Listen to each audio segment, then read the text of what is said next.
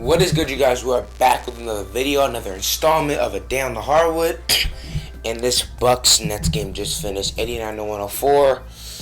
Game 7.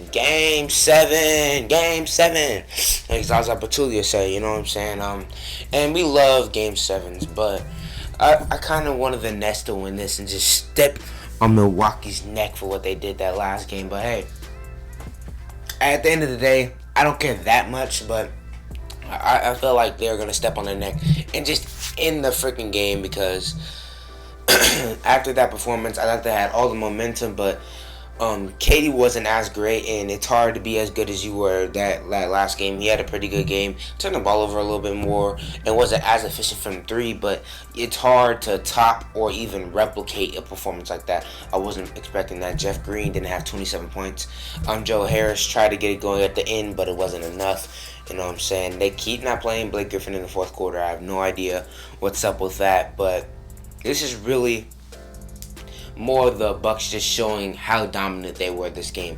Chris Middleton with 38. Giannis with a dominant performance, not missing as many free throws, swishing a couple, probably getting a little bit more confidence, not as bad from the line today. And every time they needed a bucket, I think they got down 5. They got back into 5 like 3 or 4 times, and that's it. And every single time, Chris Middleton either drew a foul or got a bucket. And that's the dude Chris Middleton is. He's an all-star, and people need to respect him as one. I have a friend that's a big Bucks fan, and he just dislikes Chris Middleton for some reason. I have no idea why. Ask him after this game how he's feeling.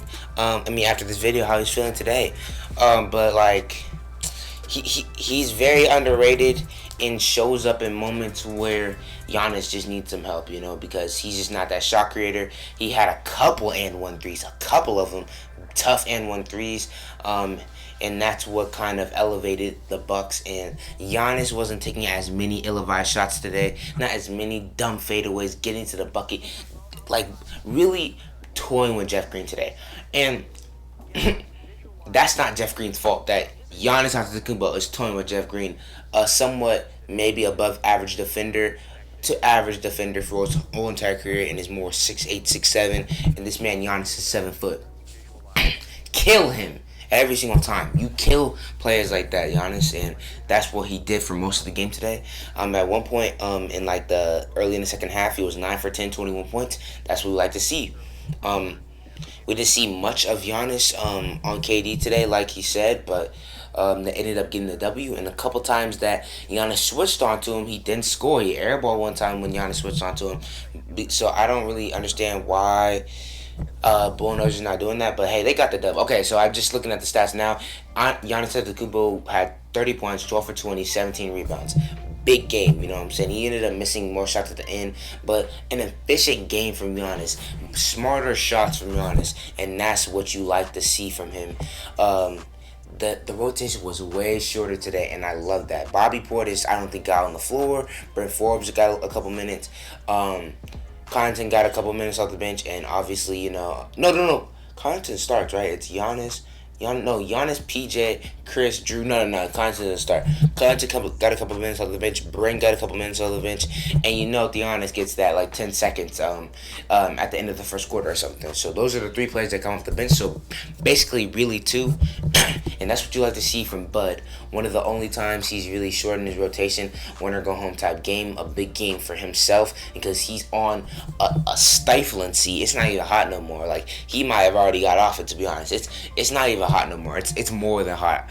Like, they was like when Rick Carlisle when Rick Carlisle stepped down today, they was calling for Bro's job on a game day, a game 6 game day. They was calling for Bro's job like they need to fire Bulldogs right now, put Rick Carlisle in there. That's very, very tough. Probably a hard mental thing to go through, but shout out to him for shortening the rotation because that's something he's shied away from doing. So shout out to him for doing that.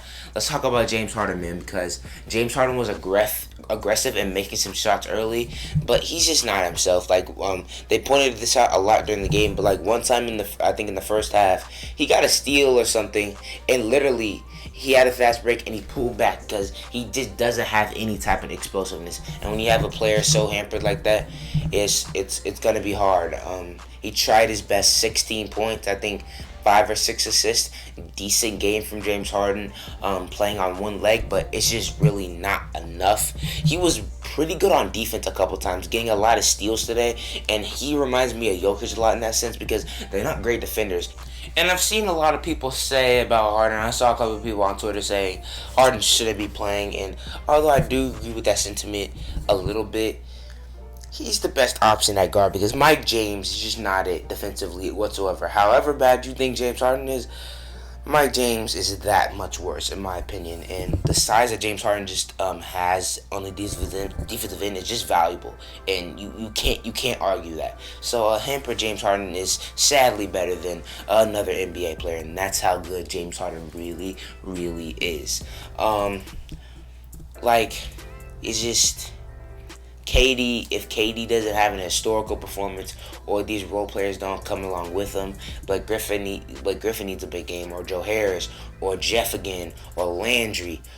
I'm not seeing it from James because he's just hampered like that, but one of these guys needs it, and they need to keep Chris Middleton from scoring so much because, especially with all these 4-point plays, like why y'all fouling him on the 3-point line so much? Like you're bugging. Drew Holiday was forcing his size on when he had Mike James on him, and even when he had people like he got to the rim on Blake Griffin a couple times and bullied him, and that's the type of guy he is. He had 21 points as well, so a great game from the entire Big Three. And when the Big Three is playing like this, and the other Big Three with the Nets is hampered, it's gonna be hard for the Nets to win if KD doesn't have a 50-point historic performance. Although he did, I think he had like 37, 38. Shout out to KD, a lot of big tough shots. PJ Tucker, Cassidy Hubbard said about PJ Tucker before the game, he says KD's gonna get 30. But you got to make it as hard as possible on him, and I think PJ Tucker did a decent job of that, especially him turning over the ball. Not so much his efficiency, because his efficiency was decent, but he turned over the ball a lot in this game, a little bit more than I would like for him to do. But yeah, man, that's all I got for you guys today, man. A really good Game 6, and I'm excited for Game 7 because as a Dallas Mavericks fan, them being out the playoffs, all I want is as much playoff basketball as possible, and when you go to Game 7s, that's the max, man, and we got the max, and that's all I want. So I'm excited for Game 7. Who plays tomorrow? I think the Hawks, Sixers, and probably the Clippers, Jazz, right? Yeah. So hopefully the Clippers can close that out because I'm rooting for PG. A lot of PG haters out there. I'm rooting for PG, and hopefully the Hawks can close it out as well because the Sixers, I just don't like Sixers fans. I just don't like them. So those are my predictions and my hopes for tomorrow. But if you like this type of content, go ahead and sub on the channel if you haven't already. I'm 15 subs away from 400. So if you can help me get to that goal, I'd be greatly appreciative. But that's all I got for you guys today, man. Like a sub on the channel, and I'll see you guys next time.